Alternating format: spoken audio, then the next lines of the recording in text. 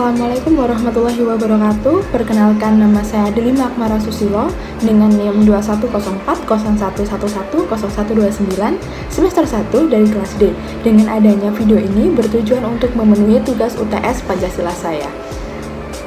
Pancasila, lagi-lagi Pancasila. Seperti yang sudah diketahui bahwa dasar negara Indonesia ini adalah Pancasila dengan kelima silanya yang penuh dengan arti sebuah kehidupan yang dapat mengatur jalannya tatanan kehidupan masyarakat dan yang berperan penting dalam berjalannya hukum di Indonesia.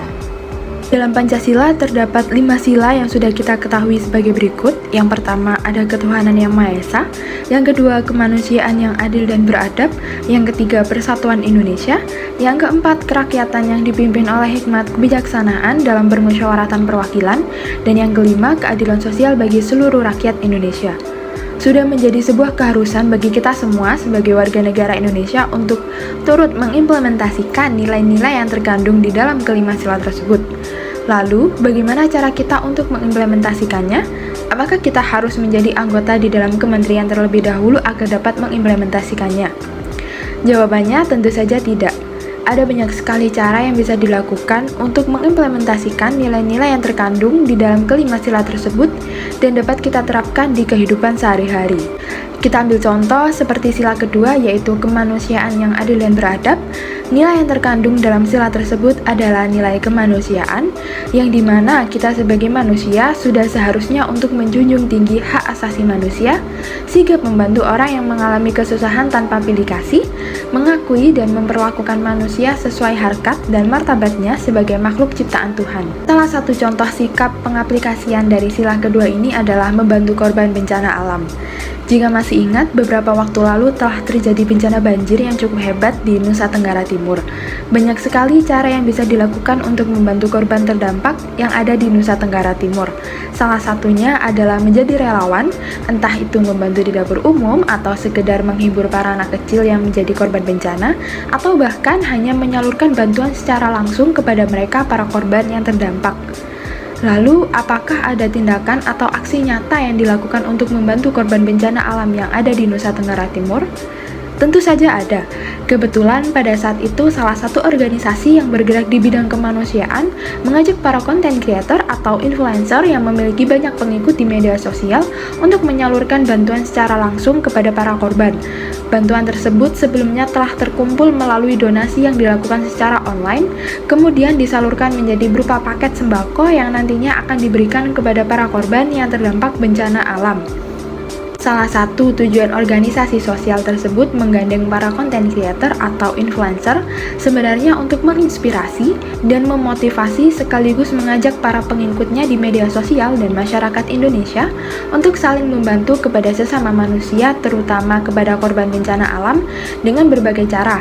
Salah satunya adalah menjadi relawan yang datang langsung ke tempat kejadian untuk menyalurkan bantuan yang sudah terkumpul. Untuk contoh selanjutnya, kita ambil dari sila ketiga Pancasila, yaitu Persatuan Indonesia.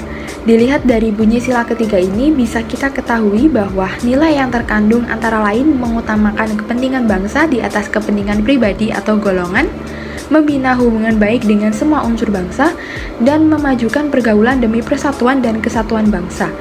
Jika dilihat dari nilai yang terkandung di sila ketiga ini, seruan untuk berbuat baik masih tetap tersirat. Jika di sila kedua, contoh berbuat baik adalah menjadi relawan untuk menyalurkan bantuan kepada para korban bencana alam. Dalam sila ketiga ini, kita bisa berperan dalam proses pengumpulan bantuan tersebut. Bagaimana caranya? Banyak sekali cara yang bisa dilakukan untuk pengumpulan dana bantuan ini. Tetapi bagaimana cara yang efektif agar bantuan dari seluruh masyarakat Indonesia bisa terkumpul dengan cepat dan tanpa perlu tenaga ekstra? Ya, caranya adalah dengan pengumpulan donasi bantuan secara online melalui media sosial. Lalu, apakah semua orang melakukan hal tersebut di media sosial mereka masing-masing? Tentu saja tidak. Jika pengumpulan donasi berjalan seperti itu, kemungkinan besar tidak akan berjalan secara efektif. Sebagai salah satu contoh, yaitu organisasi yang bergerak di bidang kemanusiaan, mengajak konten kreator atau bisa juga dibilang influencer, yang sudah memiliki pengaruh yang cukup besar di media sosial, dan tentunya pengikut yang banyak untuk membuka penggalangan dana secara online melalui media sosialnya atau akun Instagramnya. Pengumpulan donasi melalui media sosial ini memiliki tujuan selain untuk mempercepat penyebaran informasi, tentu juga untuk mempermudah masyarakat Indonesia yang ingin berdonasi. Saat ini, media sosial bukan hanya tempat untuk berbagi cerita dan momen, tetapi juga bisa untuk menolong semua orang yang memerlukan bantuan. Sangat mudah sekali melakukan donasi pada zaman modern seperti saat ini, apalagi sudah ada yang namanya dompet digital, yang penggunaannya sangat fleksibel dan efisien. Donasi bisa disalurkan melalui mobile banking atau dompet digital, sehingga tidak heran jika pengumpulan donasi melalui media sosial seperti ini terlihat lebih efektif dan efisien karena tidak memerlukan tenaga ekstra seperti apa yang dilakukan ketika melakukan pengumpulan donasi secara manual. Selain lebih efisien dan fleksibel, pengumpulan dana secara online seperti ini juga membuka peluang kepada semua masyarakat Indonesia untuk ikut berdonasi, karena akses yang diberikan untuk berdonasi bisa dilakukan di mana saja dan kapan saja.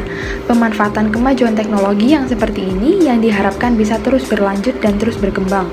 Maka dari itu, ayo kita semua mulai merubah cara pandang kita kepada media sosial yang sebelumnya kita melihat dan menggunakan media sosial hanya untuk membagikan kegiatan sehari-hari dan kesenangan semata, menjadi platform yang bisa bermanfaat untuk semua kalangan masyarakat.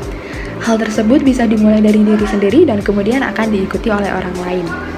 Tidak harus membuka donasi seperti yang dilakukan oleh para content creator atau influencer seperti contoh sebelumnya.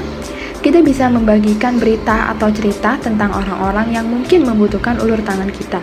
Penyebaran informasi seperti ini melalui media sosial menurut saya akan sangat efektif karena melalui media sosial semua hal yang dibagikan akan cepat tersebar secara luas.